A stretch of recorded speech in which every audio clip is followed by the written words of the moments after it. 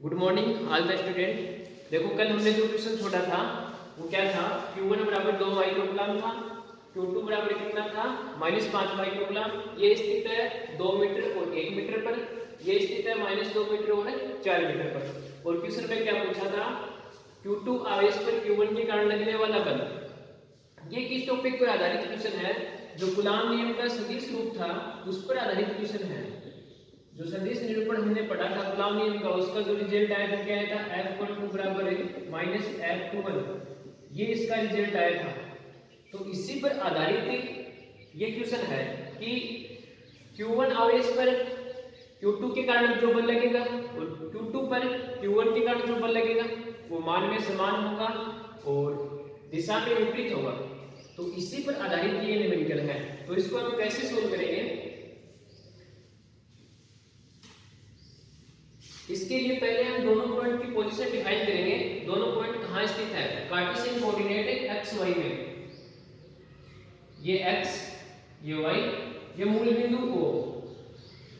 ये जो पॉइंट है ये स्थित है 2 मीटर और 1 मीटर पर। ये पॉइंट स्थित है -2 मीटर और 4 मीटर पर। ये Q1 आवेश है, ये कौन सा आवेश है, Q2 आवेश है। तो Q1 आवेश x का मान है ये x और ये वैल्यू है y। x की वैल्यू है 2 मीटर यानी यहाँ पर, और y की वैल्यू है 1 मीटर यानी यहाँ पर स्थित है Q1 आवेश।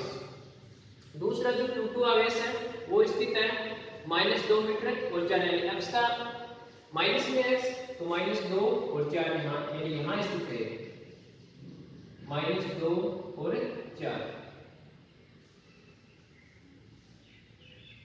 मूल बिंदु के सापेक्ष इस Q1 का हम स्थिति सदिश लेंगे R1 वेक्टर और मूल बिंदु O के सापेक्ष इसका स्थिति सदिश लेंगे R2 वेक्टर। ठीक है, यानी with respect to origin Q1 जो चार्ज है उसका जो पोजीशन वेक्टर है वो होगा R1 वेक्टर और विथ रेस्पेक्ट टू ओरिजिन जो Q2 आवेश है उसका जो पोजीशन वेक्टर होगा वो R2 वेक्टर होगा। लेकिन हमें क्वेश्चन में पूछा क्या है कि Q2 आवेश पर Q1 के कारण कितना बल लगेगा, यानी Q2 कितना है -5 माइक्रोकूलम, यानी इसकी जो वैल्यू है वो -5 माइक्रोकूलम है और इसकी जो वैल्यू है वो है 2 माइक्रोकूलम। यानी इस पर बल किधर लगेगा, पहले हमें बल की डायरेक्शन निकालनी होगी। बल की वैल्यू तो कितनी होती है, F बराबर है K Q1 Q2 बटे R²। लेकिन हमें सदिश रूप में निकालना है तो इसके लिए सदिश रूप में यहाँ क्या लिखेंगे 2 1, यानी दूसरे पर पहले के कारण बल Q2 आवेश पर Q1 के कारण बल निकालना तो F21 निकालना होगा, यानी दूसरे पर पहले के कारण। इसके साथ में इसकी दिशा भी लिखनी होगी कि इसकी दिशा कितनी होगी। ये जो Q2 आवेश है कितना -5 माइक्रोकूलम और जो Q1 आवेश है 2 माइक्रोकूलम। तो ये Q1 है ये Q2 पर बल लगाएगा, किधर लगाएगा, अपनी ओर आकर्षित करेगा, यानी ऊपर की ओर तो लगाएगा नहीं क्योंकि ये माइनस का ये किसका है प्लस का, तो दोनों के बीच अट्रैक्शन होगा। अनलाइक चार्ज, दोनों अनलाइक चार्ज एक दूसरे को अट्रैक्ट करेंगे तो नीचे की ओर बल लगेगा और इस बल डायरेक्शन क्या लिखेंगे R12। ये इंपॉर्टेंट है डायरेक्शन कि बल किधर लगेगा R12 यानी नीचे की ओर। यहां हम क्या लिखेंगे R12, या आप इसको ऐसे बोल सकते हो 2 से 1 की ओर, यानी यहां से यहां की ओर 2 से 1 की ओर, नीचे की ओर लगेगा 2 से 1 की ओर। तो यहां पर भी कितना आएगा R12। तो F21 वेक्टर इक्वल टू इकाई सदिश है। इकाई सदिश को हम क्या लिखेंगे, सदिश बटा सदिश का मापांक K Q1 Q2 बटे R12 का स्क्वायर और R12 बटे R12 का मापांक। तो ये कितनी पावर हो जाएगी नीचे 3। तो F21 वेक्टर बराबर K Q1 Q2 बटे R12 की पावर 3 और R12। अब इसकी वैल्यू हमें लिखनी है।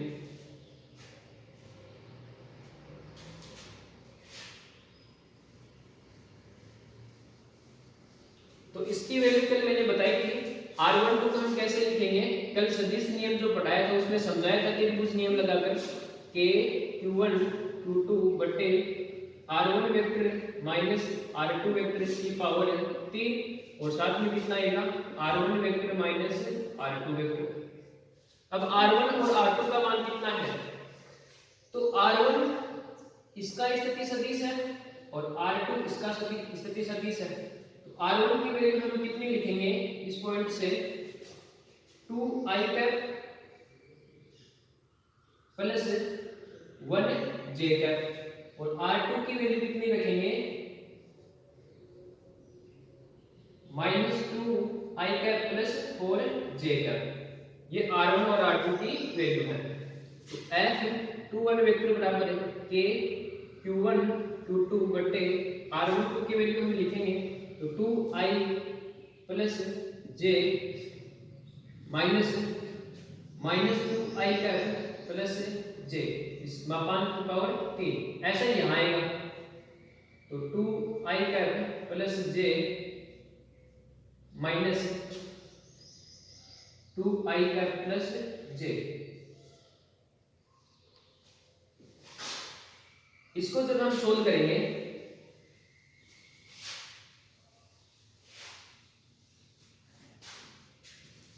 F21 वेक्टर बराबर है k की वैल्यू होती है 9 गुणा 10 की पावर 9 और Q1 है, Q1 की वैल्यू कितनी है 2 माइक्रोकूलम यानी 2 गुणा 10 की पावर -6।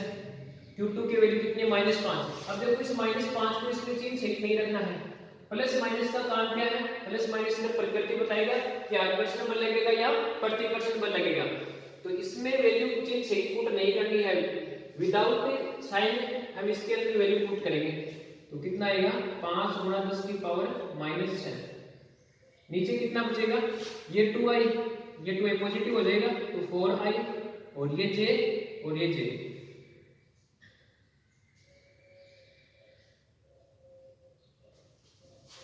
तो नीचे कितना बचेगा 2i प्लस का j माइनस का 2i प्लस का माइनस का j और इसकी पावर कितनी आ जाएगी 3। ऐसा ही यहाँ आएगा 2i प्लस का j अंदर मल्टीप्लाई करेंगे कितना आएगा प्लस, ये भी नीचे प्लस होगा और ये माइनस होगा यानी ये प्लस हो गया और ये माइनस। तो ये प्लस और ये 2i j प्लस का 2i और माइनस का j। अब इसको सोल्व करना है, नीचे मापांक करना है और इसको आगे जब आप सोल्व करोगे तो इसका आंसर आगे आप निकाल लेना। ज्यादा लंबा है नहीं, सिर्फ मापांक करना। मापांक का पता ही आपको a² + b² होता है। तो आगे सिंपल कैलकुलेशन है। तो इस प्रकार हम इन क्वेश्चनों का आंसर देते हैं Q1 और Q2 आगे से। आज हम जो पढ़ेंगे नया जो टॉपिक है वो है पैराविद्युतांक।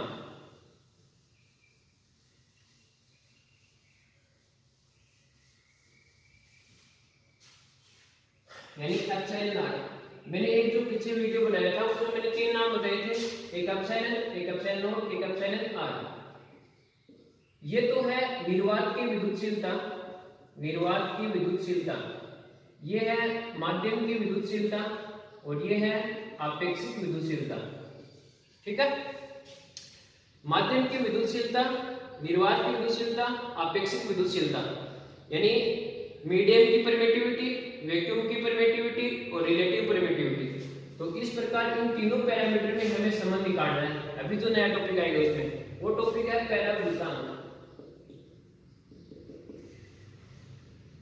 पैराविद्युतांक यानी एप्सिलॉन आर, ये हमें आज पढ़ना है। तो पैराविद्युतांक क्या होगा, अब इसको हम कैसे समझेंगे, तो इसके लिए देखो एप्सिलॉन आर क्या होता है पैराविद्युतांक, इसको हम आपेक्षिक विद्युतशीलता भी बोलेंगे, रिलेटिव परमिटिविटी, आपेक्षिक विद्युतशीलता, आपेक्षिक विद्युतशीलता बोलेंगे एप्सिलॉन आर।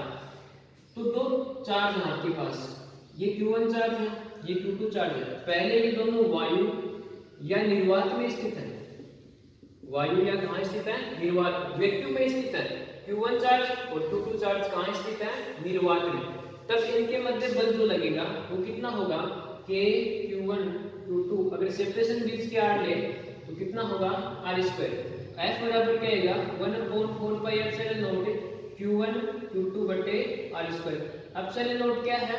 निर्वात की विद्युतशीलता, क्योंकि ये दोनों चार्ज कहाँ स्थित है? निर्वात में, इसलिए हमने क्या काम में लिया? निर्वात की विद्युतशीलता। अगर ये केस फर्स्ट है, सेकंड केस में मैं ऐसे बोल दूं कि अगर इन दोनों चार्ज को, ये Q1 चार्ज है और ये क्या है? Q2 चार्ज, वही सेपरेशन आ रहा है बीच का, ठीक है। अगर मैं किसी मीडियम में रख देता हूँ, मैंने मीडियम रख दी, इन दोनों के बीच या तो कोई अवडक की प्लेट रख दी या एबोनोइड की प्लेट रख दी या पानी शुद्ध पानी रख दिया, कुछ मतलब मीडियम दे दिया है इन दोनों चार्ज को, Q1 और Q2 को, बीच में कोई कांच की प्लेट रख दी, गिलास रख दिया, तो कुछ भी अगर माध्यम हो गया तब तो बल कितना होगा? F बराबर है 1/4 पाई एप्सिलॉन। यहाँ एप्सिलॉन नॉट किसका क्या आएगा? एप्सिलॉन माध्यम की विद्युतशीलता Q1 Q2 बटे आर स्क्वायर। दो बल है हमारे पास, एक क्या है? निर्वात में बल, दो आवेश निर्वात में स्थित है तब बल ये है। एक क्या है हमारे पास? जब दो आवेश मीडियम में स्थित हैं, माध्यम में स्थित हैं, तब हमारे पास ये बल है। ये जो बल आएगा, ये बल इस बल की तुलना में कम होगा। कहने का मतलब Fm लेस देन होगा F। ये बहुत इंपॉर्टेंट बात है, छोटा होगा, अब ऐसे ही लगा दो। यानी माध्यम में जो लगने वाला बल है वो निर्वात में लगने वाले बल की तुलना में क्या होगा? कम होगा। यही हमें पता लगेगा पैराभूतांक की आपेक्षिक विद्युतशीलता एप्सिलॉन आर से पता लगेगा। यानी Fm लेस देन होगा F। यानी ये क्या है? जब दो आवेश किसी माध्यम में स्थित है तब लगने वाला बल, और ये क्या है? जब दो आवेश निर्वात में स्थित है तब लगने वाला बल। तो कम कौन सा आएगा? जो माध्यम में लगने वाला बल है वो क्या आएगा? कम आएगा, और जो निर्वात में लगने वाला बल है वो क्या आएगा? ज्यादा आएगा। वो कितना गुना कम आ रहा है? अब देखो कि माध्यम में लगने वाला जो बल है वो निर्वात में लगने वाले बल की तुलना में कितना गुना कम आ रहा है, वही होता है पैराभूतांक। ठीक है, कितना कम हो गया उसी को हम बोलेंगे पैराभूतांक। अब इसको मैथमेटिकल हम कैसे डिफाइन करेंगे?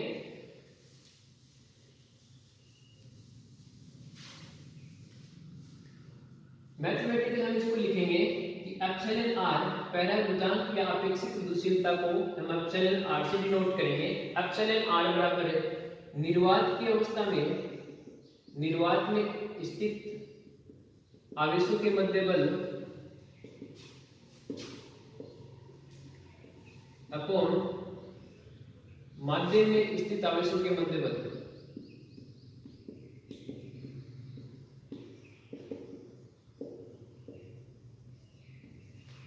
तो क्या लिखेंगे? एप्सिलॉन आर बराबर निर्वात में जो बल लग रहा था वो कितना था? F बराबर 1/4 pi epsilon not Q1 Q2 बटे आर स्क्वायर, और जो मीडियम में था वो कितना था? 1/4 पाई एप्सिलॉन Q1 Q2 बटे आर स्क्वायर। तो निर्वात वाला हम कितना लिखेंगे? 1/4 pi epsilon not Q1 Q2 बटे आर स्क्वायर अपॉन माध्यम वाला कितना होगा? 1/4 पाई एप्सिलॉन Q1 Q2 बटे आर स्क्वायर। तो इसमें ये कैंसिल आउट हो जाएगा, एप्सिलॉन ऊपर आएगा तो कितना होगा? एप्सिलॉन आर बराबर एप्सिलॉन बटे एप्सिलॉन नॉट। यानी एक तो इसकी दो डेफिनेशन है, जो पैराभूतांक है इसकी कितनी डेफिनेशन है? दो डेफिनेशन है। एक तो बल के फॉर्म में है, एक विद्युतशीलता के फॉर्म में। बल के फॉर्म में तो ये है F बटा F। बल के फॉर्म में आप क्या बोलोगे कि निर्वात में स्थित आवेशों के मध्य लगने वाला बल बटे माध्यम में स्थित आवेशों के मध्य लगने वाला बल का जो रेशियो होगा, अनुपात होगा, वो क्या कहलाएगा? पैराभूतांक या अपेक्षित विद्युतशीलता। ये तो किसकी फॉर्म में है? बल की फॉर्म में, बल की फॉर्म में है। अगर मैं इसको विद्युतशीलता के फॉर्म में लिखूं तो क्या आएगा? पैराभूतांक क्या है? माध्यम की विद्युतशीलता बटे निर्वात की विद्युतशीलता। दो डेफिनेशन है पैराभूतांक की। कौन कौन सी डेफिनेशन हुई? पहली डेफिनेशन है निर्वात में स्थित आवेशों के मध्य बल बटे माध्यम में स्थित आवेशों के मध्य बल, इन दोनों का जो रेशियो होगा वो क्या होगा? पैराभूतांक या अपेक्षित विद्युतशीलता। लेकिन इसी को विद्युतशीलता की फॉर्म में कन्वर्ट किया तो क्या आया कि माध्यम की विद्युतशीलता बटे निर्वात की विद्युतशीलता, इन दोनों का जो अनुपात होगा वो क्या आएगा?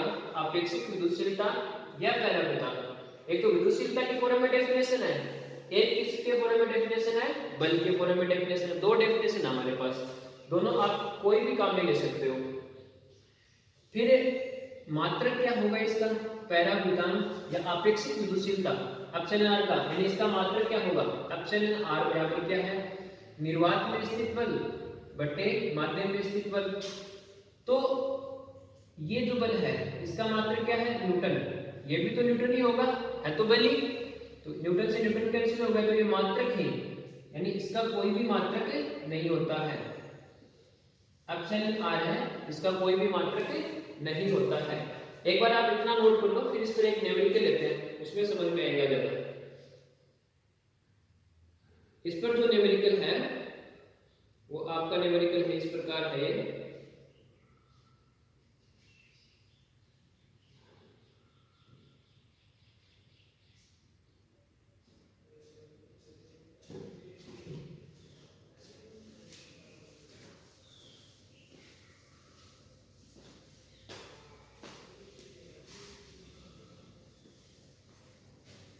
देखो इसका जो क्वेश्चन है वो है कि दो आवेश हैं, पहला आवेश है Q1, दूसरा आवेश है Q2।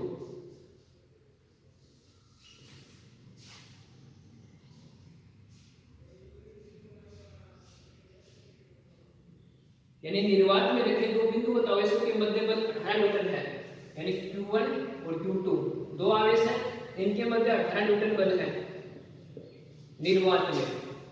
निर्वात में 18 न्यूटन बल है, निर्वात की स्थिति में 18 न्यूटन बल है। फिर आगे दिया है आवेशों के मध्य 1 mm मोटाई तथा 6 पैराभूतांक की कांच की पट्टिका रखी गई है। यानी जो पट्टिका है उसकी मोटाई कितनी है, 1 mm मोटाई है, और उसका पैराभूतांक एप्सिलॉन आर कितना दिया है, 6, और उसकी मोटाई कितनी है, 1 mm।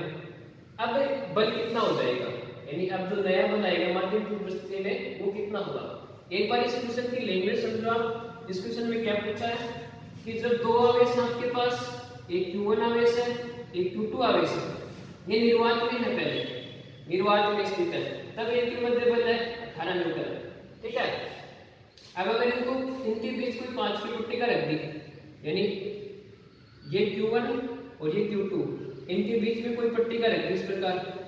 अब क्या है, अब यहाँ पर बल कितना लगेगा, यानी Fm बराबर कितना होगा, ये आपसे पूछा है। और ये जो पट्टिका रखी है इसका जो पैराभूतांक है या आपेक्षिक विद्युतशीलता बोल सकते हो इसको आप, ये है 6।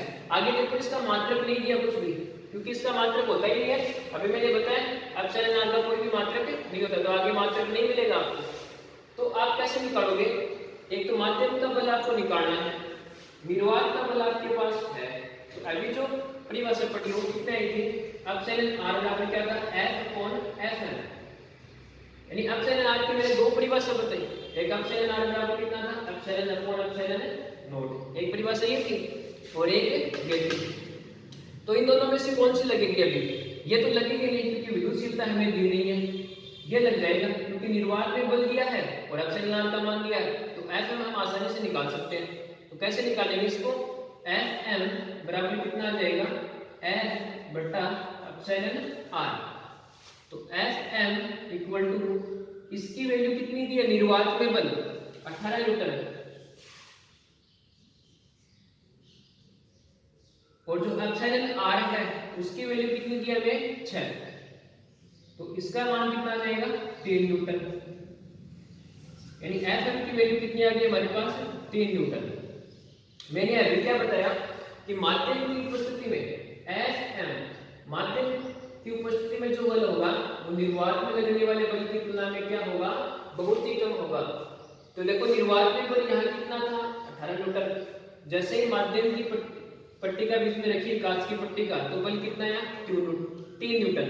यानी बल कम हो गया ना, पहले 18 था, अब कितना हो गया, 3 न्यूटन हो गया। ठीक है, तो इस प्रकार ये क्वेश्चन सोल्व करते हैं। सीधा सा सारांश यह है कि दो आवेशों को अगर निर्वात में रखा है तो बल ज्यादा लगेगा, और दो आवेशों को अगर माध्यम में रख दिया तो बल क्या लगेगा, कम लगेगा। अगर इसका मैं दूसरा एग्जांपल लूं, तो इसका जो दूसरा एग्जांपल है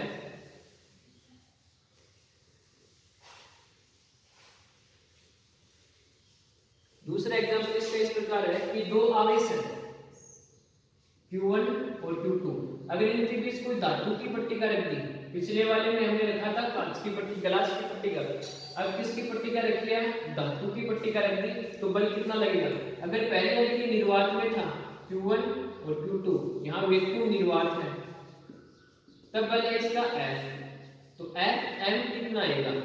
क्या रखा है इस बार, धातु की पट्टिका दो आवेशों के बीच रखी है, तो इस अवस्था में बल कितना होगा, यहाँ पर बल कितना है F, और जब दोनों के बीच अगर हम धातु की कोई प्लेट रख देते हैं तो बल कितना आएगा, ये हमें पूछा क्वेश्चन में। तो धातु के लिए जो पैराभूतांक होता है, पैराभूतांक धातु के लिए वो होता है इनफाइनाइट, अनंत होता है, फिक्स पैरामीटर है धातु के लिए पैराभूतांक। तो हमें निकालना क्या है Fm, और हमें दिया क्या है F, यानी निर्वात में लगने वाला बल कितना है F, माध्यम में लगने वाला बल हमें निकालना है। तो पैराभूतांक और आपेक्षिक विद्युशीलता की डेफिनेशन क्या थी, F एप्सिलॉन r बराबर F अपॉन F है, यानी निर्वात में वैक्यूम में लगने वाला बल और मीडियम में लगने वाला बल, यानी force in vacuum, force in medium, ये क्या है रिलेटिव परमिटिविटी। तो एप्सिलॉन r बराबर है निर्वात में बल कितना है F, ये F दिया है, मीडियम में लगने वाला बल हमें निकालना है, तो यहाँ इसको क्रॉस मल्टीप्लाई करेंगे तो आएगा Fm, और यहाँ कितना आएगा एप्सिलॉन r। तो धातु के लिए एप्सिलॉन r मैंने कितना बताया इनफाइनाइट, तो Fm बराबर F अपॉन इनफाइनाइट, तब इसमें इनफाइनाइट का भाग देंगे तो कितना आएगा 0। ये 2018 में पूछा हुआ क्वेश्चन है आरबीएससी बोर्ड में कि दो आवेश निर्वात में तो बल कितना है F, अगर इन दोनों के बीच में कोई धातु की प्लेट रख दी तो बल कितना होगा, ये हमें पूछा है। तो धातु के लिए पैराभूतांक होता है अनंत, तो पैराभूतांक की जो डेफिनेशन है वो क्या है, निर्वात में लगने वाला बल बटे माध्यम में लगने वाला बल। ये निर्वात वाला हमें दिया है F और माध्यम वाला हमें निकालना है, तो ये इस साइड चेंज करेंगे तो F यहाँ आएगा, एप्सिलॉन r यहाँ आएगा, तो यहाँ एप्सिलॉन r और एप्सिलॉन r की वैल्यू कितनी रख दी हमने इनफाइनाइट, तो इनफाइनाइट का डिवाइड करेंगे तो कितना आएगा 0। तो इस क्वेश्चन का आंसर क्या लिखेंगे, जब दो आवेशों के मध्य धातु की कोई प्लेट रख दी जाती है तो उन दोनों के मध्य लगने वाला बल कितना हो जाता है 0 हो जाता है। ये क्वेश्चन 2018 आरबीएससी बोर्ड में पूछा हुआ है। अगला इसका जो एग्जांपल है आपेक्षिक विद्युशीलता या कूलॉम नियम, दोनों के मिक्स चल रहे हैं।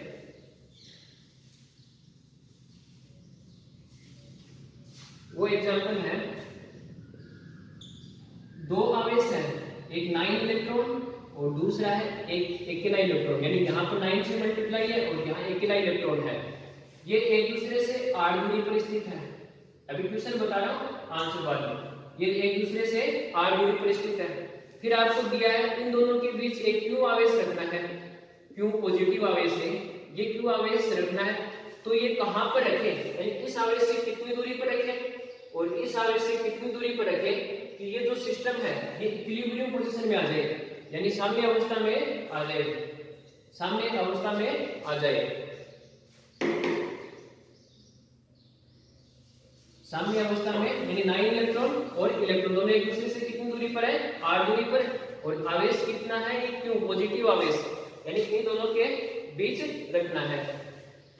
तो 9 इलेक्ट्रॉन और ये इलेक्ट्रॉन, मैंने ये आवेश यहाँ रख दिया, इससे मैंने दूरी मान ली x दूरी, 9 इलेक्ट्रॉन से कितनी दूरी मान ली x, टोटल दूरी कितनी थी 8, यहाँ से यहाँ तक टोटल दूरी 8 है, मैंने इतनी दूरी x मान ली, बाकी कितनी बची r माइनस x, बड़े से छोटा घटाना, बड़ा कौन सा है r, छोटा कौन सा है x, तो बड़े से छोटा घटाएंगे तो कितना आएगा r माइनस x।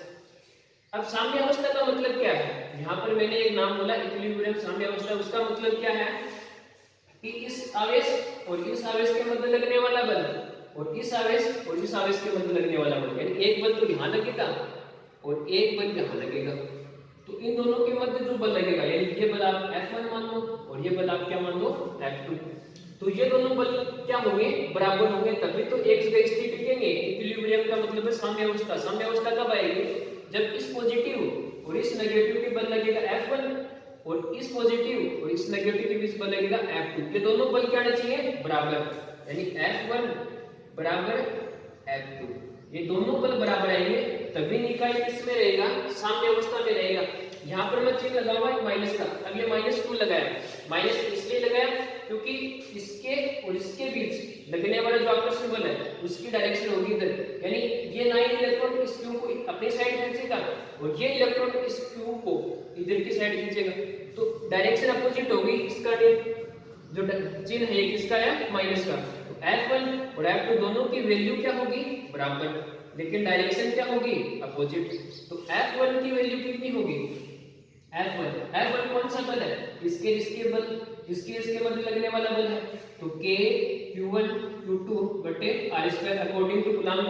तो F1 बराबर कितना आएगा, K Q1 की वैल्यू 9 इलेक्ट्रॉन, आपकी मर्जी है, Q1 इसको भी मान सकते हो, इसको भी मान सकते हो, कोई फर्क नहीं पड़ेगा। Q2 की वैल्यू कितनी है, Q, बीच की सेपरेशन कितनी है, इसके बीच की दूरी कितनी मानी हमने, x, तो नीचे कितना आएगा x², ये वैल्यू किसकी आएगी, F1 की। इसी प्रकार हमें F2 की वैल्यू निकालनी है इसी फॉर्मूले का यूज करके। तो F2 बराबर कितना आएगा, K Q1, अब इस दोनों में से Q1 Q2 कोई से भी मान सकते हो क्योंकि मल्टीप्लाई में फर्क नहीं पड़ेगा, 2 को 3 से गुणा कर लो तो 3 को 2 से कर लो, कोई फर्क नहीं पड़ेगा, आएगा सही है, ठीक है। तो इलेक्ट्रॉन इसको Q1 मान लिया और इसको कितना मान लिया, Q, और बीच की सेपरेशन कितनी है, r-x²। अब ये दोनों बराबर होंगे इसके अकॉर्डिंग, साम्य अवस्था के अकॉर्डिंग। साम्य अवस्था का मतलब है दोनों बल मान में बराबर होंगे, दिशा में अपोजिट होंगे, तब भी इनका इस साम्य अवस्था में रहेगा। तो F1 और F2 की वैल्यू इस इक्वेशन में हम पुट करेंगे। इसका एक बार स्क्रीनशॉट ले लो।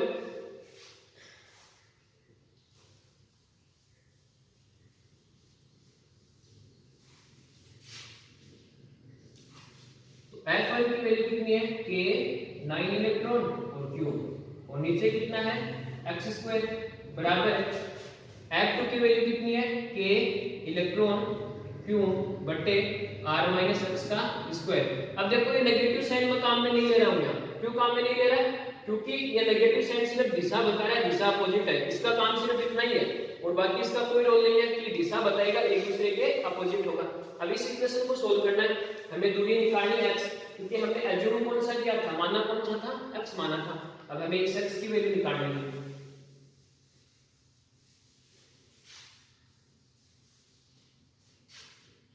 तो k से k कैंसिल हो जाएगा, इधर q से q कैंसिल हो जाएगा, e से e कैंसिल हो जाएगा, तो कितना बचेगा, 9 बटे x² बराबर 1/r-x²। अब क्रॉस मल्टीप्लाई करेंगे तो कितना आएगा, 9r-x² बराबर x²। हमें वैल्यू निकालनी है x की, तो इधर से हम इसका स्क्वायर हटाएंगे तो इधर रूट लगेगा, अंडररूट, तो कितना आएगा, 9r-x का अंडररूट बराबर x। तो 9 का अंडररूट कितना होता है, 3, और यहाँ स्क्वायर से कैंसिल हो जाएगा तो कितना बचेगा, r-x बराबर x। तो इसको 3 को अंदर मल्टीप्लाई करेंगे तो 3r-3x बराबर 2x। तो 3r = 2x प्लस इधर आएगा तो कितना होगा, प्लस का 3x, ये प्लस का हो जाएगा, डायरेक्शन चेंज करेंगे तो ये प्लस का ऑलरेडी है, तो 3r बराबर कितना हो गया, 5x। तो x की वैल्यू कितनी आ गई, 3/5, और साथ में कितना आ गया, r। तो ये हमारी x की वैल्यू, ठीक है।